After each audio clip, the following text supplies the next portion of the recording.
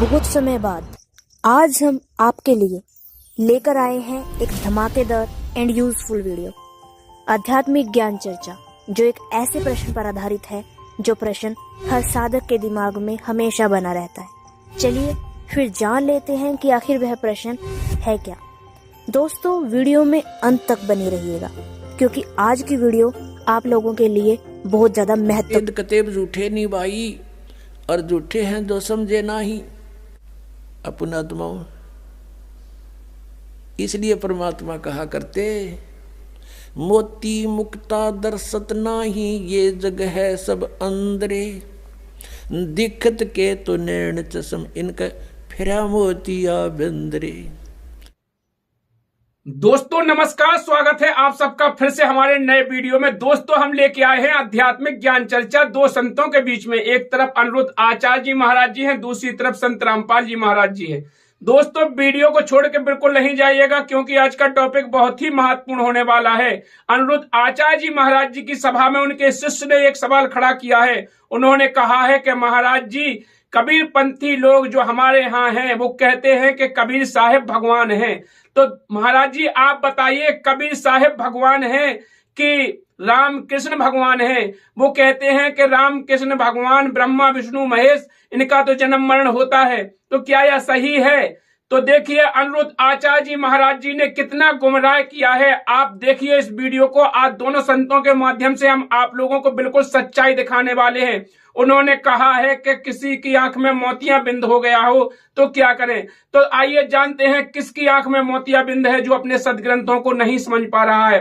दोस्तों इस वीडियो को ज्यादा से ज्यादा शेयर करना है और लाइक कमेंट करना है, और चैनल को नहीं सब्सक्राइब नहीं किया है तो सब्सक्राइब भी करना है। तो दोस्तों आज इस सच्चाई को आप पूरी दुनिया के सामने फैला दो, बिल्कुल तूफान की तरह। तो आज हम जानते हैं दोनों संतों के माध्यम से कि वास्तव में भगवान कौन है। सदग्रंथों में प्रमाण के साथ, जो हमारे 4 वेद 6 7 18 पुराण, गीता, भागवत, कुरान, सभी में प्रमाण है कि कबीर साहिब भगवान है कि नहीं है। इसके बारे में आज जान ही लेते हैं। तो दोस्तों वीडियो को पूरा देखना है। चलिए बिना देरी किए हुए आज जानते हैं पहले अनिरुद्ध आचार्य जी महाराज जी के विचार। तो देखिए दर्शकों, ये थे अनिरुद्ध आचार्य जी महाराज जी के विचार। अनिरुद्ध आचार्य जी महाराज जी का कहना है कि मोतियां बिंद हो किसी को तो उसे दिन में सूर्य भी नजर नहीं आता है। तो दोस्तों कमेंट करके बताइए किन की आंख में मोतियां बिंद है, किसे नहीं दिख रहा है सूर्य। तो अब जानते हैं संत रामपाल जी महाराज जी के विचार। वेद कतेब झूठे नहीं भाई, और झूठे हैं जो समझे नाही। तो वेदों में लिखा है कि वो परमात्मा स्वयं गति करके आता है अपनात्मा। इसलिए परमात्मा कहा करते, मोती मुक्ता दर्शत नाही, ये जग है सब अंदरे, दिखत के तो नैन चश्म, इनका फिरा मोतिया बंदरे। ये दिख है विद्वान पुरुष और महर्षि को हमें, इनका मोतिया बंद है। जिसका मोतिया बंद हो आंखों में, आंखें तो दिखाई देती हैं जैसे बड़ा स्वस्थ आंखें हैं, सब कुछ दिखता होगा, लेकिन वो नपट अंधा है जिसका मोतिया बंद हो गया दोनों आंखों में। तो परमात्मा कहते हैं कि तुमने ये महर्षि दिखाई दे, गुरु ब्राह्मण दिखाई देते हैं, ये मंडलेश्वर, इनका मोतिया बंद हो रहा है। इन्हें अपने सदग्रंथों में लिखी हुई सच्चाई का नहीं पता, और फिर निराकार कहते। अब दिखाते हैं आपको परमात्मा की सारी स्थिति। देखिएगा ऋग्वेद मंडल नंबर 9, ऋग्वेद मंडल नंबर 9 अब दिखाते हैं, और सूक्त नंबर 86। भगवान साकार है या निराकार है, वो कैसी लीला करता है। ये है ऋग्वेद मंडल नंबर 9, 10 इकट्ठा अनुवाद है। ये है सार्वदेशिक आर्य प्रतिनिधि सभा, महर्षि दयानंद भवन, रामलीला मैदान, नई दिल्ली से ये प्रकाशित है। और ये मुद्रक है Prince offset printer, 1510 Pataudi house, Daryaganj, नई दिल्ली से ये छपा है। छपा खाना इसका ये। अब देखना, ये है ऋग्वेद मंडल नंबर 9 और सूक्त 86 का मंत्र नंबर 26। इसमें लिखा कि यज्ञ करने वाले यजमानों के लिए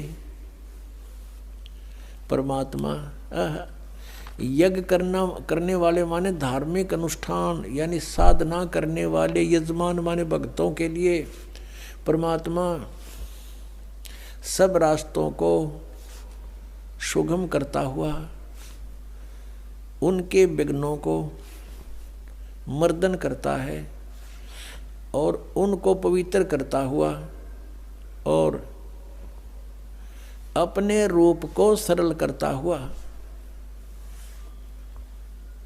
वह कांति में परमात्मा यह लिखना था कबीर देव। कवि कोई भी सर्वज्ञ नहीं हो सकता जिसको सारा ज्ञान हो। कवि कविता बना सकता है, ये कबीर देव लिखना था यहाँ पर। वो कबीर देव विद्युत के समान यानी आकाशीय बिजली की तरह सेकंड में नीचे आ जावे, क्रीड़ा करता हुआ, ऐसे लीला करता हुआ वर्णीय पुरुष को यानी अच्छी आत्मा को प्राप्त होता है।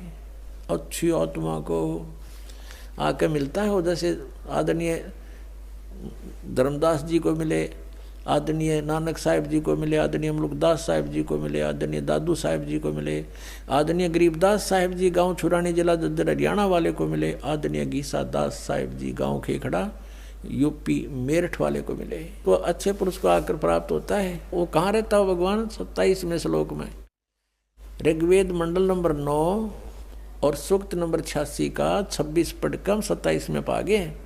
इसमें इन्होंने ये जो निराकार मानते थे भगवान को और वेद बता रहे हैं वह परमात्मा प्रकाश पुंज को, परमात्मा को, जो परमात्मा ध्युलोक के तीसरे पृष्ठ पर विराजमान है वहाँ रहता है। तीसरे एक स्थान पर रहता है ध्युलोक के यानी उस तेजो में लोक सतलोक के एक स्थान पर, तीसरे स्थान पर विराजमान है, स्थान पर विराजमान है वहाँ रहता है। निराकार क्यों करो भगवान जब वहाँ बैठा है? आगे दिखाते हैं। ये है ऋग्वेद मंडल नंबर 9 सूक्त 82 का। ऋग्वेद मंडल नंबर 9 और सूक्त 82 और यहाँ देखें ये है 82वां, 81वां समाप्त हुआ, ये 82वां शुरू हो जाता है। इसका प्रथम मंत्र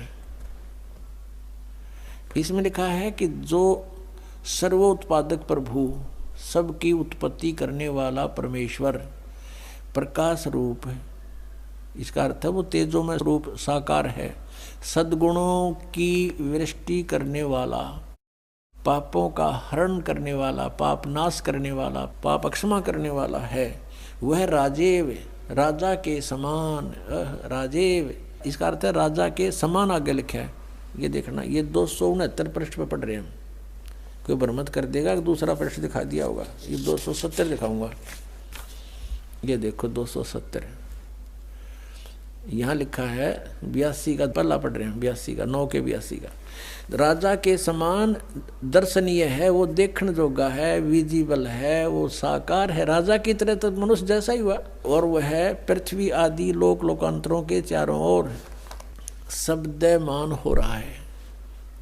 वह वर्णीय पुरुष को, वर्णीय माने अच्छी आत्मा को, श्रेष्ठ पुरुष को, जो दृढ़ भक्त है, जो दृढ़ भक्त है उसको पवित्र करता हुआ प्राप्त होता है। जैसे आदरणीय धर्मदास साहिब जी को जो दृढ़ भक्त थे उसके बाद डगमग नहीं हुए। आदरणीय मुल्कदास साहिब जी को, आदरणीय दादू दास साहिब जी को, आदरणीय गरीबदास साहिब जी गांव छुड़ानी जिला जद्दर हरियाणा वाले को, और आदरणीय गीसा दास साहिब जी को गांव खेखड़ा मेरठ यूपी वाले को।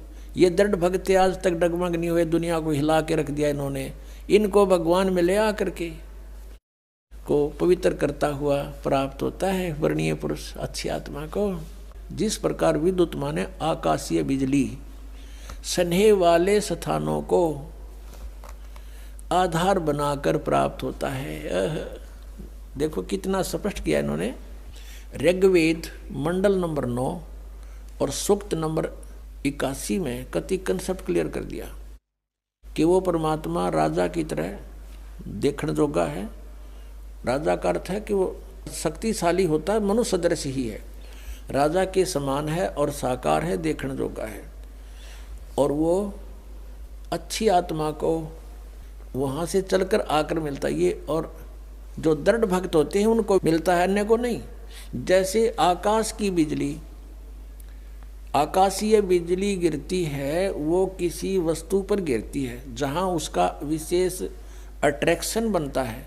पुराने समय में जब कांसी धातु के बेले थाली हुआ करते प्रांत, और उनको अगर वर्षा के दिनों में कहीं बाहर वो पड़े रह जाते तो हमारे बुजुर्ग दादी माता कहा करते थे कि कांसी के बर्तन पर बिजली गिर जाती है, जब उसका संयोग होता है ऊपर से गिरने का, तो वहाँ अवश्य उसी को तुरंत वहीं आकर के अट्रैक्ट होती है, उस कारण उस खिंची आती है, उसी पर गिरती है। उसको उठवाकर अंदर रखवा दिया करते थे।